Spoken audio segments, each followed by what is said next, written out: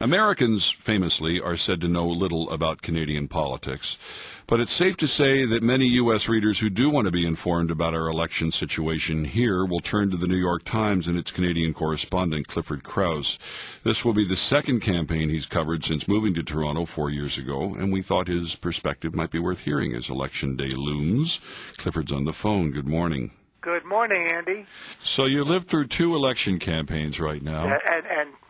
And a few provincial races in Quebec and that sort of thing, So what stands out in your mind as the most distinctive or even troubling, I don't know, part about Canadian politics, electoral politics? I think it's what isn't debated here. I think that there really is a lot of political correctness, but there are a lot of things that ought to be debated that aren't. And I would say the environment. Mm-hmm. You know what really strikes me? That, yes, we've heard a lot about Kyoto and the fact that Canada is far, far behind in its goals.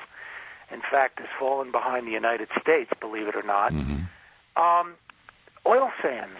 Those two words, I haven't heard them brought up once. Mm-hmm. This is the future of, a big part of the future of the Canadian economy.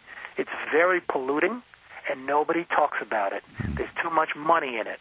And there is no way that I can see Canada coming even close to meeting its Kyoto goals. I've been up there. You don't see this outside the business pages of the Canadian newspapers, which mystifies me. I go up there, and it is a moonscape.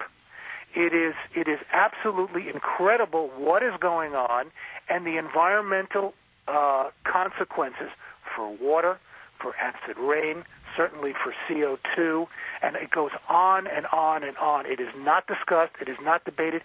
Even Jack Layton, he doesn't bring it up. Too much money, too many jobs, the environment takes a back seat. Mm-hmm. That has troubled me. Hope you'll be watching the election on CBC television. Of course. Good talking to you on radio this morning. Thank you so much, Andy. Great to be with you.